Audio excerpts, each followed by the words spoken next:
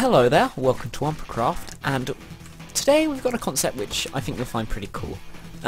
This is sort of a follow-up to a hit detection video I did 2 weeks ago.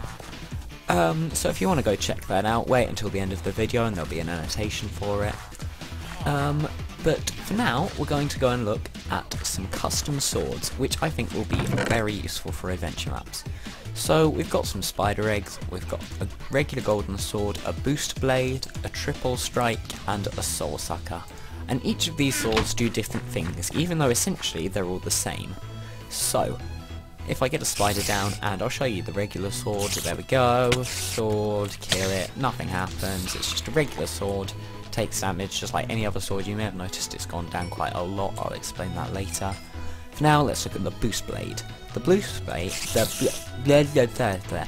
boost blade, when you hit a mob with it, you will get speed for 5 seconds, speed free.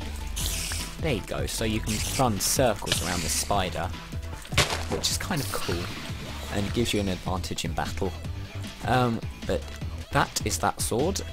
We have the triple strike. The triple strike is awesome. It's got sharpness X, but after three hits, it will turn back into a regular sword. So 1 hit, dead. 2 hit, dead. 3rd hit, normal. So that's kind of cool, and that is just a regular golden sword now. I'll just show you again. Here we go. See, nothing out of the ordinary, just like a regular one. And finally, we've got something reasonably cool, the soul sucker. Now I'm going to have to heal myself for this, so effect me 6/6. There we go. And now we can kill the spider. What the soul sucker will do is it will take health from you as well as doing a lot of damage to the mob. So as you can see, I've been given Wither and it takes me down 2 hearts, and Spider gets hit with the sharpness 3 and the fire aspect 1. This is very cool. So you can probably kill mobs in 2 hits, and it's pretty damn awesome. So there we go. So I take a bit of damage, and I'm probably going to die soon, and I don't want to do that. No, okay, so now I can't hit him with the soul sucker because I'll die. There we go. Whew. So it kind of adds a risk-reward system, which I think is cool. The boost blade stays forever, and so does the soul sucker. All the names do go back to golden sword though, that's one disadvantage. So let's show you how these all work. So in here, we've got a small circuit, and this is it.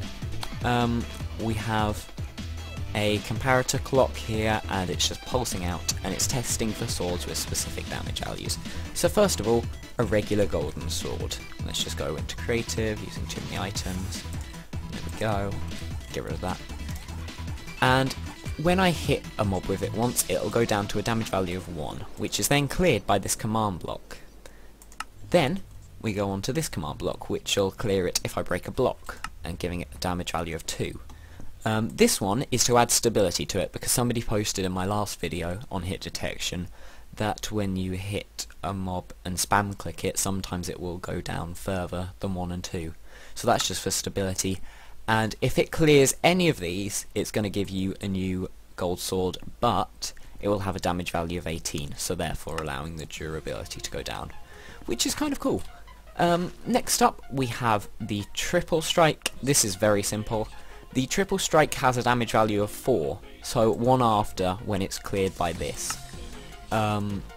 So once you hit a mob with it once, that'll go down to 5. Once you hit it again, the damage value will go to 6, and when you hit it again, for the 3rd time, it'll go down to 7. So it's then cleared. So that allows you to have 3 hits, and then it's a regular golden sword again, and that's just the exact same command that was used in this one. The reason that it gives you a damage value of 18 golden sword is because of all of these. It just has to sort of like skip past them because they use the damage values for reference. But it's easy enough. Yeah, so just 9, 8 and 7. So that is that one. After 9 we have a sword with a damage value of 10, and that would be the boost blade. So this will clear it if it's got 11, so if you hit something. And this will clear it with 12 if you break a block. Then 13 for stability. Sorry about that. 13 for stability. And it will give you a sword with a damage value of 10, not 18 like these ones, because the boost blade lasts forever. Also, it's going to give you effect 152, and that is going to give you speed 3 for 5 seconds. And it's over here, because it's only going to work if you hit something, not if you break a block. So only this comparator will activate that command block right there. Anyway, moving on, we have the Soul Sucker. This is like the most complicated one because it has to re-enchant the sword, but it's pretty easy to do. So since this one was 13, the Soul Sucker's damage value is 14 by default. Then if you hit something, it moves on to 15, break a block, 16 for stability, 17. And that's why these ones clear give you a sword with a damage value of 18, because it's after 15, 16 and 17, so it just is still a normal sword again. But anyway, these ones are going to give you back the Soul Sucker, so 14 is the damage value, and this is going to give you Wither 3 for 2 seconds, only if you hit something again, just like the boost blade. But then it's going to go backwards, and you've already got the sword, but then it's just going to enchant it with whatever it was, fire aspect, and each of these 3 do the same. 16 is sharpness, so sharpness 3, and sharpness 3. So there we go, that is pretty much it, and these can be used in a whole variety of ways. It's pretty incredible, like, the potential for like custom weapons has just been made a lot bigger. See, look, let's just use the Soul Sucker again and show you everything. Game mode 0, there we go.